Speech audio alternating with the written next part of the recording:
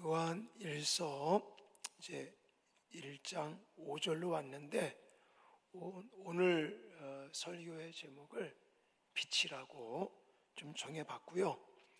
그러면 오늘 본문에서는 빛에 대해서 말씀을 많이 하고 있다는 것을 좀 여러분 감이 오겠죠? 자, 우리가 본문을 좀 더 좀 이해하기 위해서 제가 총 7가지 질문을 만들었습니다. 그래서 이 질문을 풀어가면서 오늘 요한일서 1장 5절에서 10절까지 무엇을 말씀하고 있고, 또 오늘날 이 시대를 살아가는 우리들에게는 어떤 또 적용점들이 있는지 함께 좀 은혜를 나누면서 공부하도록 하겠습니다. 자, 1번 사도 요한, 이 요한 1서의 성경 기자는 사도 요한이라고 그랬습니다. 이 사도 요한을 통해서 전하고자 하는 소식이 있다고 이야기를 하고 있거든요.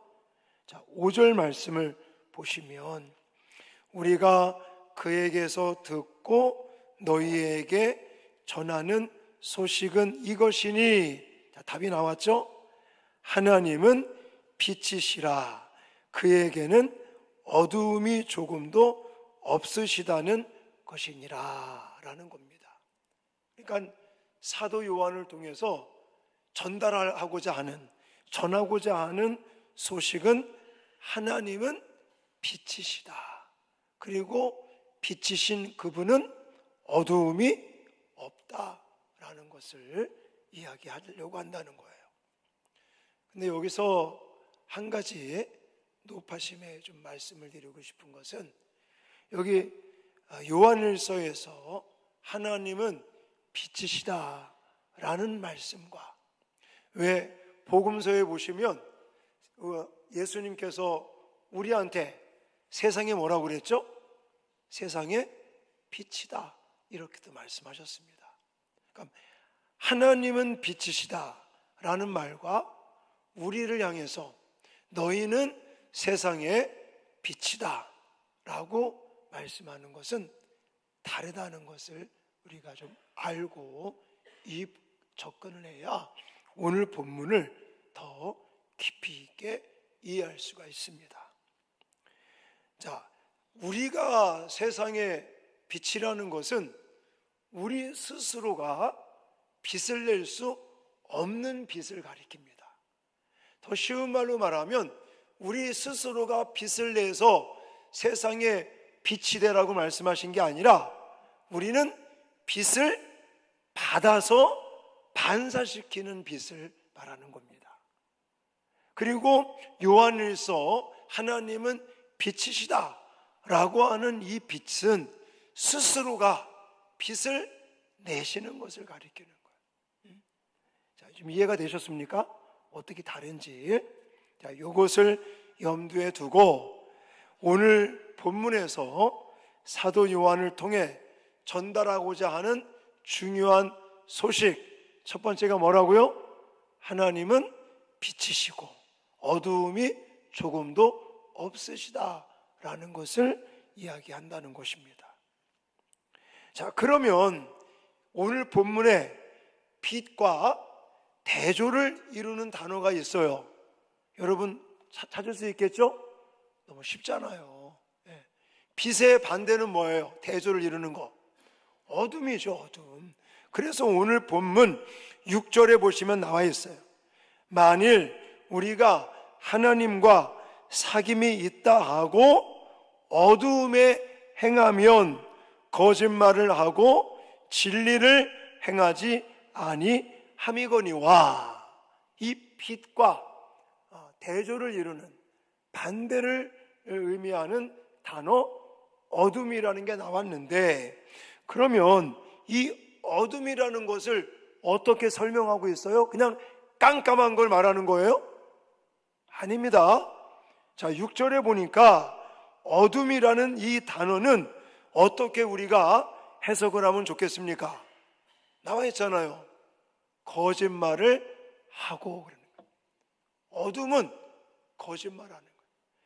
말로도 거짓말을 하고 행동으로도 거짓 행동을 하는 것, 이게 어둠이라는 거예요. 또 하나, 진리를 행하지 아니하는 것이 바로 어둠이다 라고 말씀하고 있는 것입니다. 세 번째 질문, 빛 가운데 행함으로 얻는 유익이 무엇입니까? 7절에 보니까 답이 나와 있어요. 빛 가운데 행하면 빛이신 하나님 안에 진리를 따르는 성결된 생활과 하나님과 교제함으로 우리 안에 기쁨과 소망이 넘치는 유익이 있다라고 말씀을 하고 계시는 것입니다. 그러니까 빛이신 하나님께서 우리에게 빛을 비춰주셔가지고 내가 어두운 모습으로 살아가는 게 아니라 거짓 행동, 거짓말을 행하지 아니하고 진리를 따라 행동으로 그렇게 빛 가운데 행하게 되면 우리 안에 뭐가 넘친다고요? 하나님이 주시는 기쁨, 그리고 하나님이 주시는 소망도 넘치고 우리의 삶이 성결된 삶이 되어진다라는 거예요. 그래서 이런 모습을 가리켜서 오늘 요한일서에서는 하나님과 사귄다 이런 표현을 쓰고 있습니다. 하나님과 뭐 한다고요? 사귄다. 참 사귄다. 되게 좀 마음이 좀 이렇게 뭐랄까 두근거리지 않습니까? 안 그런가요? 하나님과 사귄다 그러면 여러분 이런 단어들을 좀 우리의 그냥 먼 그런 어떤 모습이 아니라 그냥 영적인 모습 그게 아니라 여러분 연애 안 해보셨어요? 연애 안 해보신 분도 계시고 어떤 분은 뭐 얼굴도 모르는데 결혼했다고 그러더라고. 옛날에는 뭐 그런 적도 있었지만 사실 요즘은 다 이제 연애를 하다가 사귀다가 결혼을 하는데 여러분 연애를 하면서 사귈 때 가슴이 콩닥콩닥 거리지 않습니까? 오늘 만나면 손 한번 잡아볼 수 있을까? 뭐 이런 것도 하고 오늘 만나면 뽀뽀 한번 해볼 수 있을까? 이런 생각도 하고 물론 남녀 간에 뭐 사랑하는 교제하는 사귀는 그런 모습인데 저는 물론 이 사귐이라는 단어가 그런 것까지 되지는 않겠지만 우리 눈에 보이지 않지만 늘 나와 함께 하셔서 나와 사귐이 있는 하나님의 모습을 좀 상상해 보자는 것이죠. 그 하나님과 나와 사귀는 그런 사람 그런 모습 가운데 자 어떤 특징들이 나오는지 6절부터 8절까지 저는 3개로 정리를 했는데 하나님과 사귐이 있는 사람 3가지 특징 첫 번째 6절이죠. 죄를 짓는 어둠의 생활을 버리고 진리에 따라 행하는 그런 특징이 있고요. 7절 말씀을 보면서는 빛 가운데 행하는 그런 특징도 있고 또 8절 말씀 통해서는 자신의 죄를 인정하는 이런 특징이 있다. 그러니까 내가 하나님과 사귄다, 하나님과 교제한다 라는 그런 사람이라면 우리의 모습 가운데 죄를 짓는 어둠의 생활을 버리고 진리대로 행하며 또 빛 가운데로 행할 뿐만이 아니라 우리 자신의 죄를 인정하는 이런 특징들이 나타난다는 사실을 저와 여러분들이 기억을 해야 됩니다. 만약 이런 부분들이 잘 되어지지 않는다면 나는 하나님과의 교제, 하나님과의 사귐이 잘 되고 있는가 한번 점검해 볼 필요성도 있다고 생각이 되어집니다. 자, 이런 하나님과의 사귐에 있어서 여기 보니까 7절로 8절에 보면 예수님의 피가 강조되어지는 걸 볼 수가 있어요. 하나님과의 사귐을 이야기하면서 왜 예수의 피가 강조될까요? 특히 화면에 보시면 7절에 그가 빛 가운데 계신 것 같이 우리도 빛 가운데 행하면 우리가 서로 사귐이 있고 그 아들 예수의 피가 우리를 모든 죄에서 깨끗하게 하실 것이요. 사귐에 대한 이야기를 하면서 예수의 피가 강조되는 이유가 무엇이겠습니까? 그것은 예수의 피로 하나님과 우리와의 막혔던 죄의 담이 헐어지기 때문에 그런 것이다 라고 말할 수 있는 것입니다. 그래서 9절 말씀에 가보면 죄의 고백, 이 회개에 대한 것을 이야기하고 이 죄를 자백하는 회개가 또 왜 중요한지를 이야기하고 있는데, 그것은 바로 회개가 예수의 피로 말미암아 하나님과 우리 사이에 막는 이 죄의 담, 죄의 벽을 허물 수 있기 때문이라는 거예요. 자, 여러분, 이게 왜 중요한가 하면, 아까도 말씀드렸잖아요. 우리는 스스로 빚을 낼 수 있다고요? 없단 말입니다. 우리는 스스로가 빚을 내는 게 아니에요. 왜 그럴까요? 인간 속에는 죄로 가득 차 있습니다. 그래서 제가 소유리 문답 설교하면서 왜 인간은 응애하고 태어나면서부터 무슨 죄를 가지고 있다고요? 원죄라는 걸 가지고 태어나요. 그러면요, 아이들 생각해 보십시오. 우리가 언제 애들한테 야, 거짓말해, 이거 가르칩니까? 안 가르치잖아요. 근데 자기 불리하면 거짓말해요. 또 막 성질나고 그러면 막 물어뜯어. 우리가 언제 가르치나요? 너 친구랑 놀다가 성질나면 그냥 밀어버려. 물어뜯어. 이렇게 가르치지 않는단 말입니다. 근데도 애들 이렇게, 우리 선교원에서 애들 이렇게 지켜보면요, 막 무는 아이, 막 친구를 막 괴롭히는 아이. 아니, 부모가 가르쳤겠습니까? 선생님이 가르쳤겠습니까? 아니란 말이에요. 인간은 원래 원죄라고 하는 죄의 본성을 가지고 있기 때문에 인간은 자기 불리하면요, 다 변명에다가 거짓말에다가 또 자기가 뭔가 손해날 것 같으면 자기 것을 지키기 위해서, 더 갖기 위해서 그렇게 막 다른 사람을 공격하기도 하고 그렇게 욕심을 부려가면서 산단 말입니다. 애들이 우리가 가르치지 않았는데도 그런 것이 바로 죄의 본성, 바로 원죄 때문에 그런 거죠. 그 원죄를 가지고 있는 인간은 빚을 낼 수가 없는 거예요. 저는요, 인간은 죄 덩어리다 이렇게 표현하고 싶어요. 사실 제가 목사고 많은 분들이 저를 성직자요 또 거룩한 목사로 봐주셔서 감사한데, 사실 제 자신도 그런 게 아예 없을까요? 아닙니다. 제 속에도 옛사람이 있고 정말 육신의 어떤 요구사항을 또 자꾸만 추구하려는 게 왜 없겠습니까?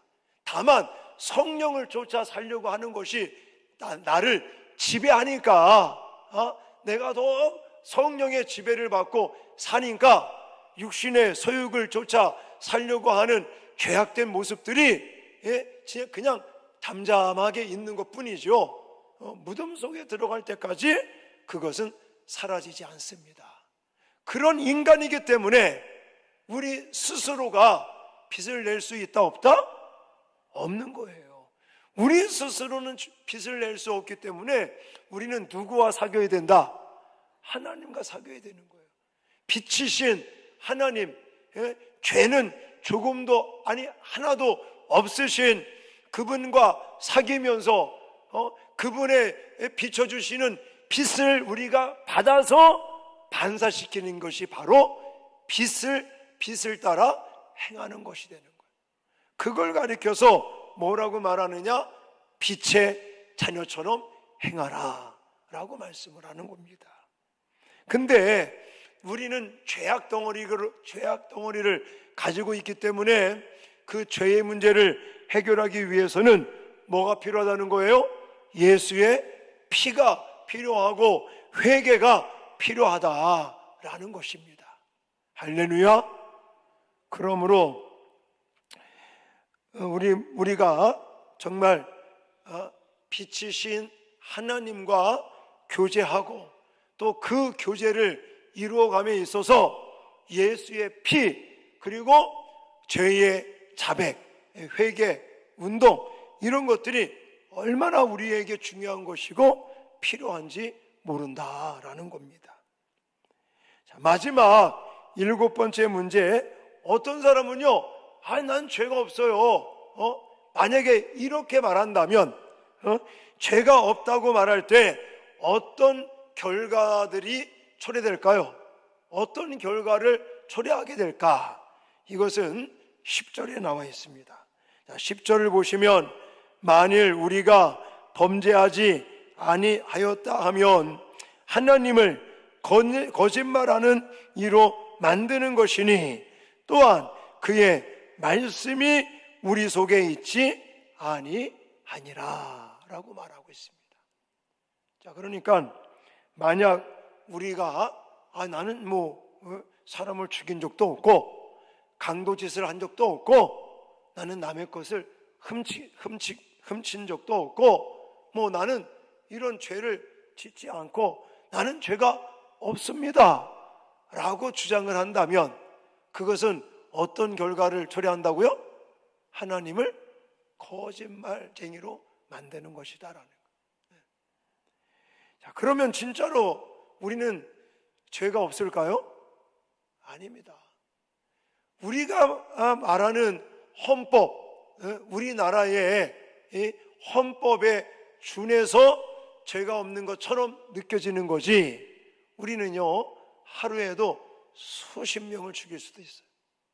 우리 마음에 미워하는 사람, 그래서 막 성질나면 막 미워하는 마음 막 생겨나잖아요. 또 질투심이 생기고, 이러면 그 사람은 이미 살인했다라고도 말합니다.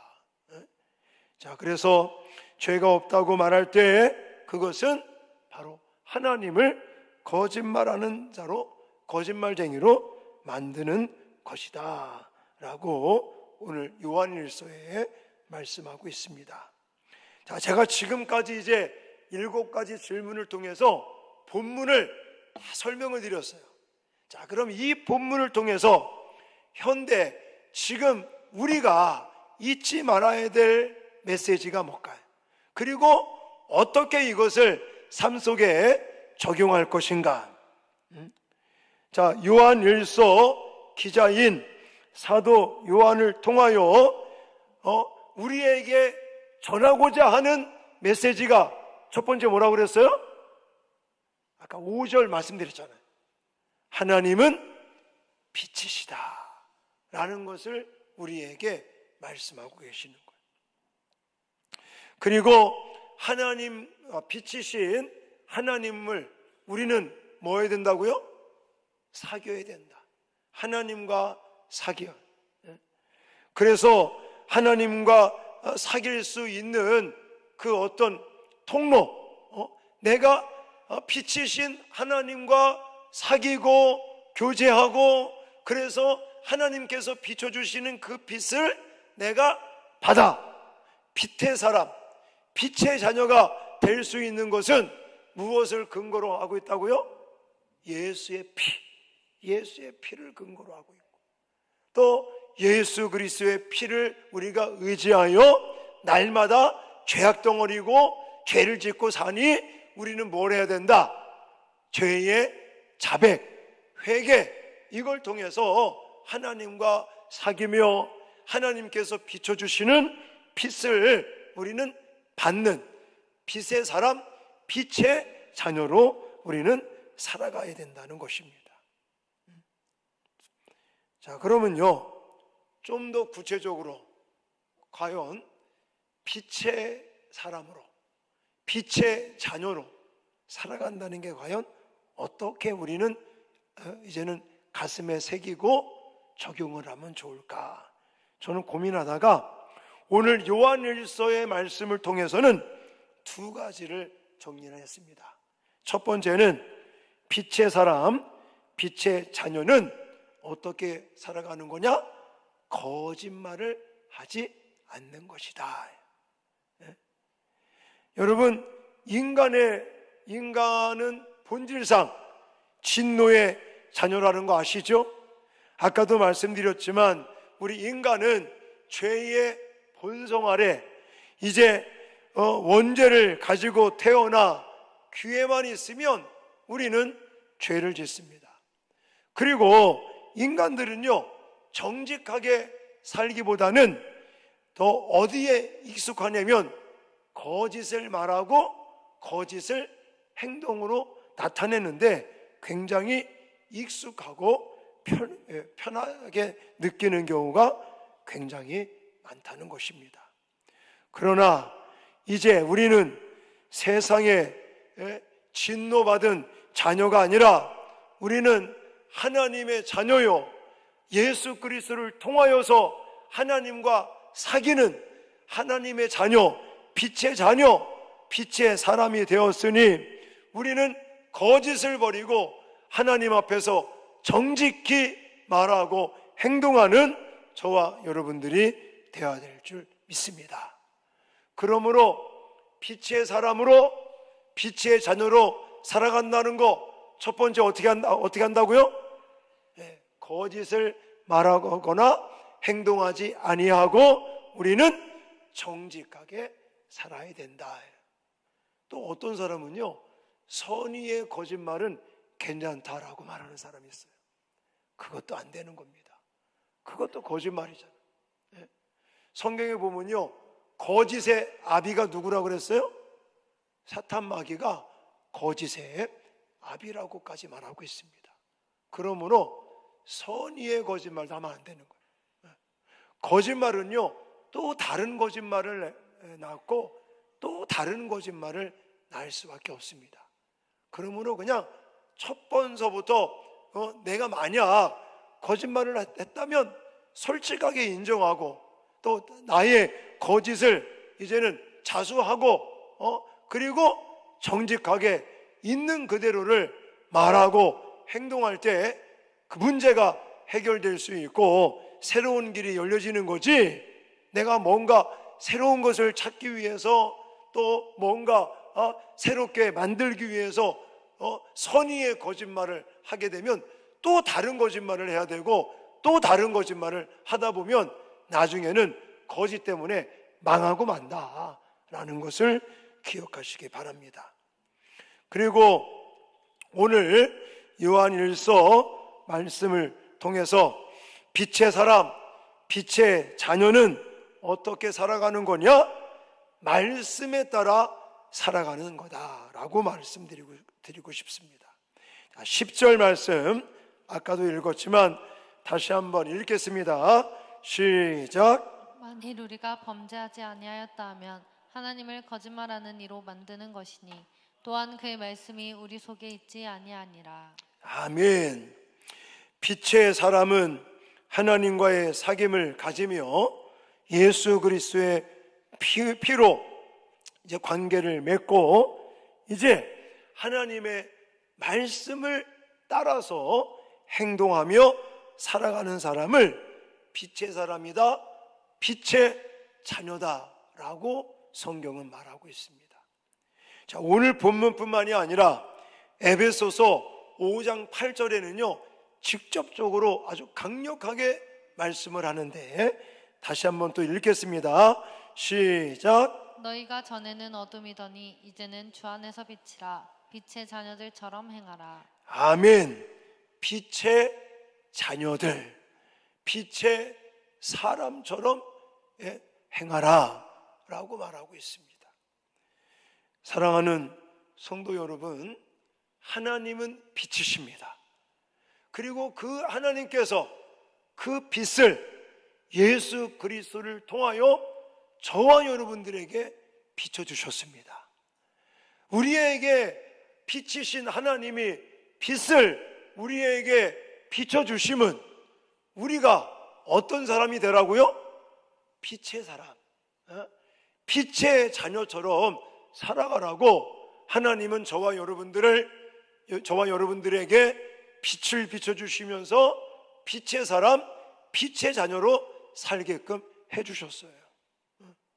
근데 나는 과연 빛의 자녀로 살아가고 있나? 질문을 던져보시기 바랍니다.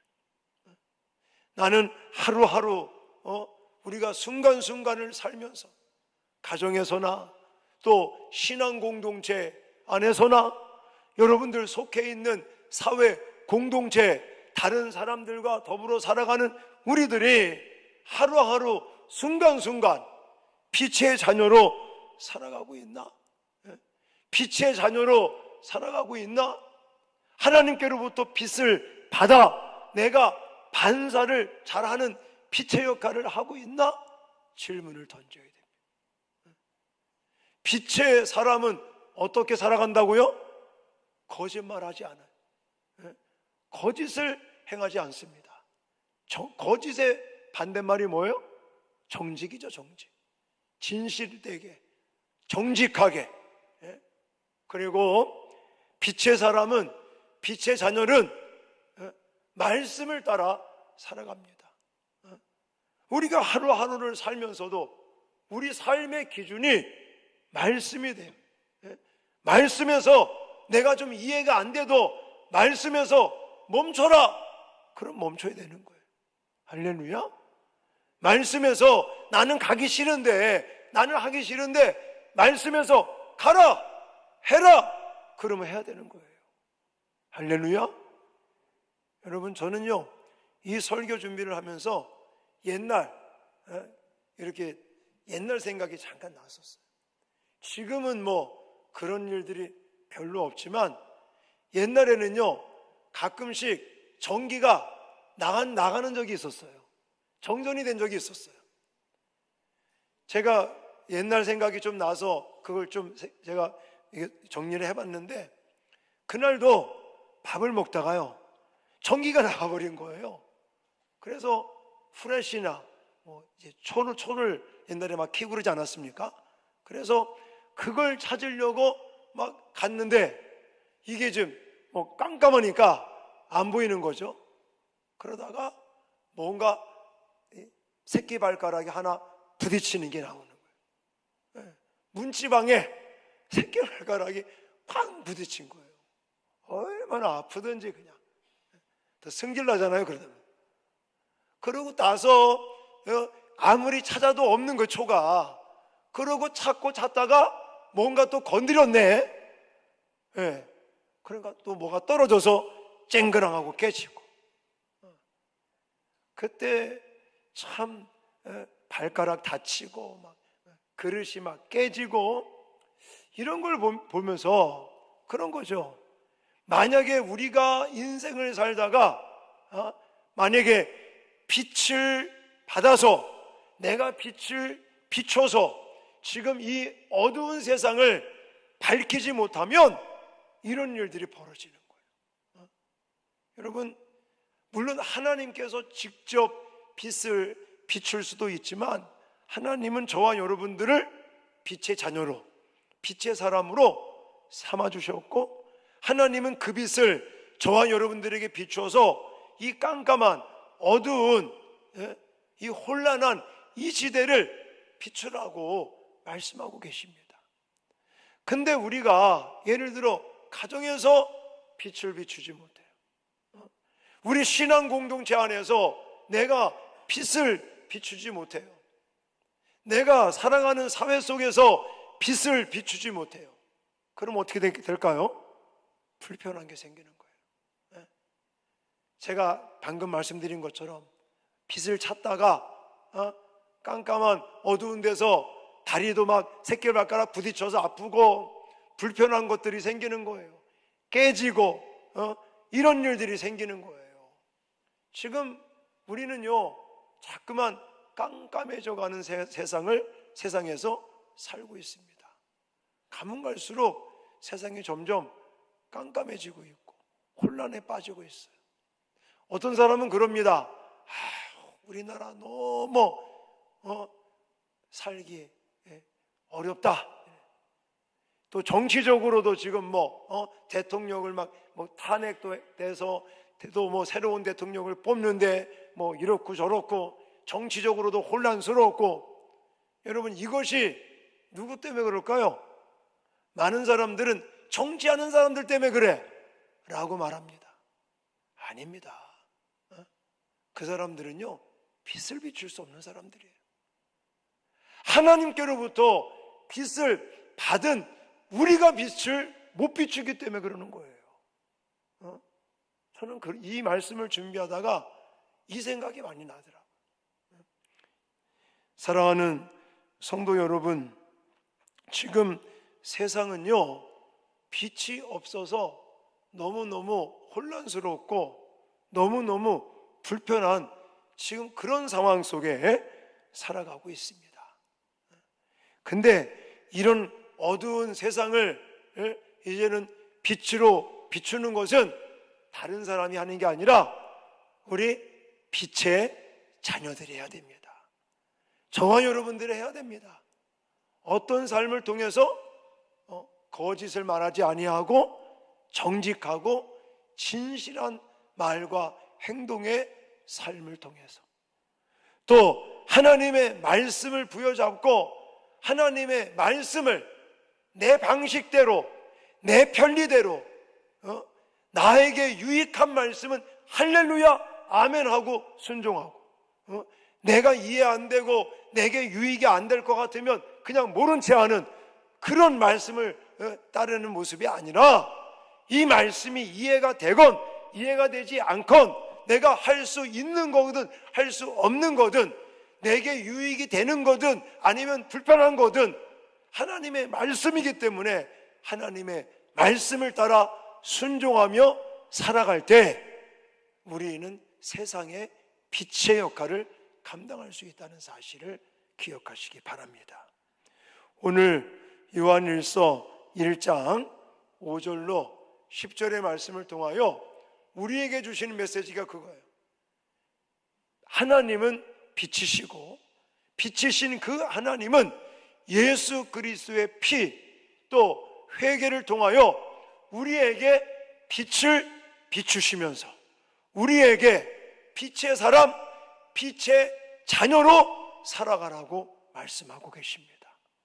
아무튼 저와 여러분들이 세상에 또 가정에서 또 우리가 속해 있는 이 신앙 공동체 안에서 온전한 빛의 역할을 감당하는 저와 여러분들이 되어질 수 있기를 주님의 이름으로 축원합니다.